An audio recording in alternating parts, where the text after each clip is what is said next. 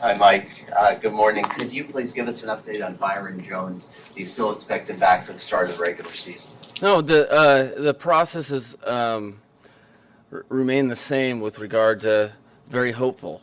The entire time we've all known, including Byron, that things have to hit on all cylinders without without having a setback for that to be the case.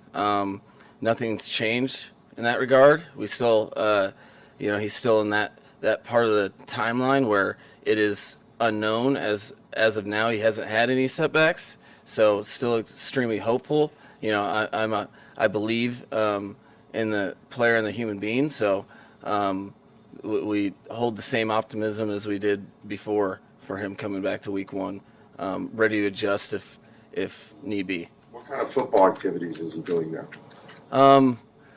There's there's change of direction, there's rehab, there's that's a area of the medical development coming back from an injury that I don't pretend to be an exact scientist on. It's a progression-based deal that you're trying to get. You're trying not to have any setbacks as you proceed. He's moving around. He's exactly where we thought he would be at this point. But with some change of direction stuff being incorporated on the daily, but in terms of football drills, whether he's pedaling or running or moving side to side, he's just moving. So he's not playing with other people around him right now. So I'll let you know when that comes about. How long do you have to see personally of him going out there and working out before you put him out on the field to play football? Well, that's a case by case basis because you're going with unknowns, right? So like how much does someone with someone that has won a cured season that maybe has played his position 4, 6, 8, 10 games, that's different than Byron who's excelled at the position for extended periods of time. So he does have to do it before the game. It's case by case to me. That's how I look at everything. You kind of have to use your brain with that.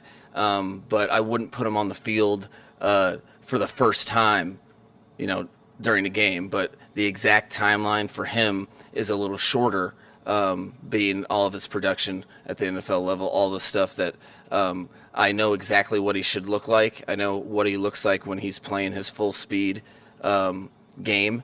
So it will be easier for me to kind of make that decision because of my familiarity watching him for extended period of time at every team he's played on. Does the staff view Mackenzie Alexander primarily as a slot who could allow Needham to go outside if needed, or will Mackenzie be an outside player? So you try to initially what a guy has played. There is a portion of the process, especially with a player like that, where you want them to earn their ability within your exact scheme. So the versatility of inside and outside, I think is nice for us. Everybody knows where he's had his production from, but I try not to say, every defensive scheme has their specific techniques. Sometimes, like for instance, we just played a team, Tampa Bay, where if you watch one-on-ones or whatever, their man-to-man coverage, they don't necessarily reroute as much as our guys do. So the reason why I say that is I'll never be 100% committed to, okay, this guy is only this. Always leaving the options open, fully knowing that he has experience, and we watch tape too, but we would rather, especially with that particular player, let him earn his keep. And I wouldn't want to say, hey, you can't do something. we were just going for the best player inside or outside available and let the chips fall with that in his hands. But did you feel like there was a need for an inside guy? Really, I felt like there was just a need for a competitive NFL defensive back. You know, I'm not particularly worried about inside or outside. We like Nick Needham's versatility. Luckily, we have a group of athletic, diverse players on the back end that can really, that versatility is a huge strength. So to me, the only way, you know, we were afforded an opportunity. It's hard to get competition that has a chance to make the team in the middle of camp. So when you have a good player out there that you work out that has already been on your radar before you had any injuries, I wasn't really concerned with, hey, we're light on inside players or we're light on outside. I wanted someone that would legitimately have a chance to compete for a roster spot, which I think he does. One more corner question, if I may. With Noah, one thing that you've been impressed by and one thing he still needs to work on to. I've been impressed by his internal fortitude. Okay, this is it's not lost on me at all. The pressures that come in the National Football League, especially when you're an athlete of his skill set. So he's done an outstanding job. You have to have a short memory at the cornerback positions. He's really had some maturation growth this year from the stories that I heard coming in, where he's moving on to the next play and competing and not letting himself get down on himself. Where he needs to improve, I would say, is kind of what I was alluding to when I talked to him during the game, is I don't want him to ever lose his aggressiveness and feel like he's playing not to get beat. I want him to always compete, have no memory in that regard, and just be kind of cutthroat with the game of football, to just trust all of his training. And so in times that I think he's being a hair passive, I'll jump on that and be like, hey, that's not you. This is not where you're at in your development, which I think he agreed, which is again why he's taken some steps forward as a professional. Do you have a coach that may talk to him about the transition of wide receiver to corner and his head where it's at in that sense, to develop the instincts of the corner? No, I think you're just. I think I wouldn't say I had a coach directly responsible for that. I think all coaches are responsible to know where their players are coming from, including the head coach, but every coach that touches those players, to best reach them and to know where they're coming from, you have to know their experiences, and so that can be used as a negative or a positive, that you're a position switch. Obviously, I think that you should present it and get him to understand that it is a positive, that what it feels like to be a receiver. So then, all right, well, how does your play and your technique, how does that invite X, Y, or Z from the receiver when you're playing them? It can be used as a strength as opposed to, okay, well, I'm new to the position. Well, you have an edge on other people because you most recently played that position that you're covering. So I think all of the coaches, I put a huge emphasis on knowing their players and where they're coming from in order to reach them. So that's a prerequisite with all of the defensive coaches from the top down. This week set up so that Tua will prepare to start. This week is set up to not know what I'm going to do.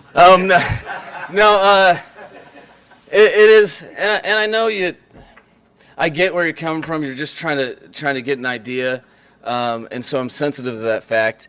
But it is not coach speak at all. It is direct. Like I really truly believe in the process and taking in all pieces of information to do what's best for the team. What I do expect is I expect there to be some players that didn't play in this last game to play in this game coming forward. When I see exactly where we're at, and it doesn't necessarily mean if he has a good week of practice that I'm good. It's more where the whole offense is at, what he needs on the field, but also other players that have to play, and does that necessitate him playing? Like it is such a to do it the right way, in my opinion. There's so many compounding variables that I would hesitate to say yes he is or no he's not, because I haven't made totally that decision. I have a best guess, but again, I let the stuff on the field and what's best for the Miami Dolphins lead the charge. So about the same timeline as it was last week, I'll know this week if he's going to play or not. Dress rehearsal will be next week. Everybody take a breath. All right?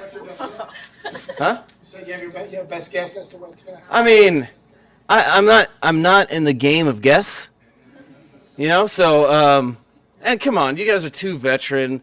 The second I guess something, now you're tipping the scales one direction, because you'll definitely hold me accountable for said guess. So I'm not going to tip the scales on that, so to speak. And I appreciate you guys' your patience with me in that regard, and your trust that I mean what I say. So your dress rehearsal will be next week then?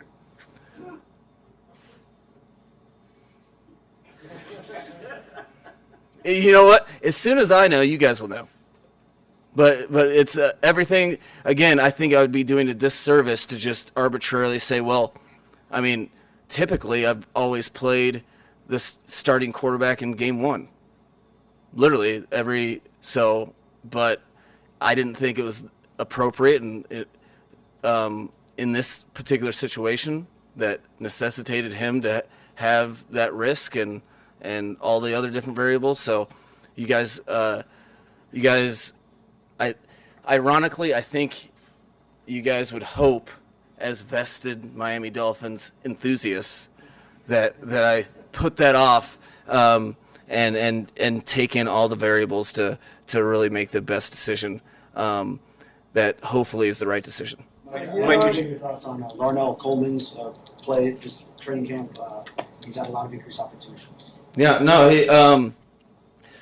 he's a really cool player that, like everybody on the offensive line, it is, what's the last play you watched? He's had some growth. Then there's been some areas where like, hey man, you need to emphasize this, or we need more here. So I've seen him as having a very good camp, and I see him having the ability to continue the process and have an even better camp. But it's been far from perfect, which is kind of the case for most, if not all, players, where you're really trying to, I was pumped with him getting out there and what he did during the game.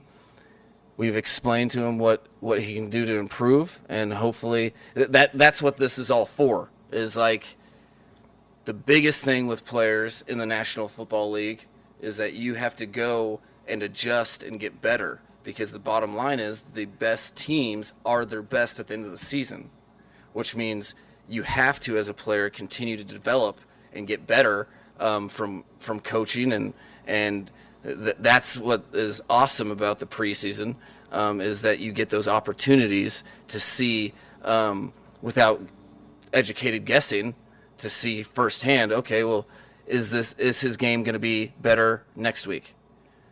We'll see. Mike, could you explain what happened with Shaheen?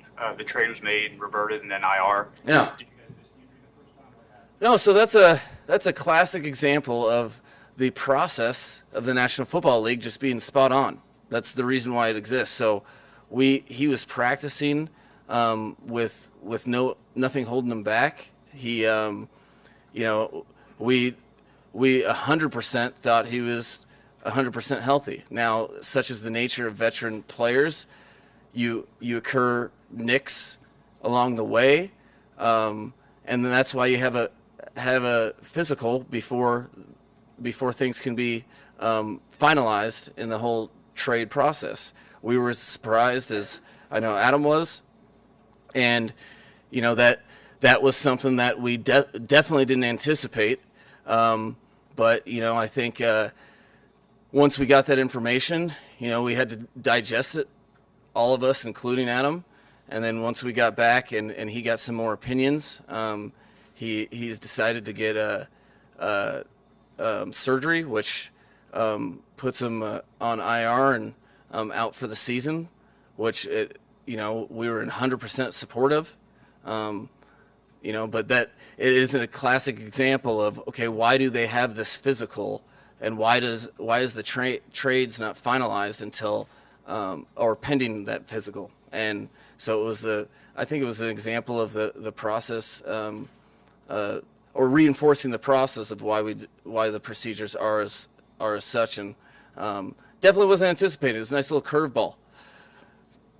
Mike, you spoke a couple of days ago about the fact that the Bucs were so committed to stopping the run, putting 8 in the box a lot of times. Obviously, Skylar is a rookie, but when you have Tua in those situations, is he at a point in this offense where he's kind of empowered to make checks? And overall, can you kind of go through how checks and audibles are kind of incorporated into this offense? We have a little bit of both elements in the offense. You have the ability to go from run play to pass play. There's a lot of times that there's 2 plays called, and you have parameters for the quarterback to kind of adjust the play call. It's not a holistic, all right, everything's up, so it's not a Peyton Manning situation where you're just audibling. That's not really how we've ever played offense. But you have parameters, and then there's a lot of parameters. We'll go run to run, or we'll go pass to pass. It all depends on the different things that the defense presents and kind of how you problem solve. Okay, well, sometimes it's not bad to run the ball versus an 8-man box. There's a lot of defensive structures that present an 8-man box, but it's the illusion of where they're playing pass first. So, like, in the particular instance that was the Tampa Bay game, that was a 8-man box that was run first. So in those type of situations, when you don't we weren't really going into the game thinking that they were going to commit that way. So then that's kind of play call driven. I was calling more passes than runs when it was like, wow, this is intense. They're overcommitted. So felt fortunate that I think it speaks to all the players that were on the field, as well as Skylar, that I felt without hesitation that I could put them in that situation, and that we wouldn't have penalties or a ton of negative plays, and we're going to be able to stay on schedule calling pass plays. Using the check with me system, from what I understood, it could be from one pass to another, not pass to run. It's all of them. So you have pass to pass plays that you can check with me. You have run to pass plays. You have pass to run plays, or you have run to run plays. So if you send a pass to pass into a quarterback, he can never audible out into a run. I mean, so a third element. I mean, Option, in other words. he could, in theory. I mean, that'd be cool. Then I could just kind of take a break on the sidelines. But I try not to just like pass my job off completely. But shoot, at some point in time, it's all about empowering the player. And if they were ever thinking that way, I wouldn't refrain and be like, I haven't done this. I've just in my experience found that it's a lot easier for players to not have the whole playbook at their hands like coaches do, but I guess I would never say never either. So.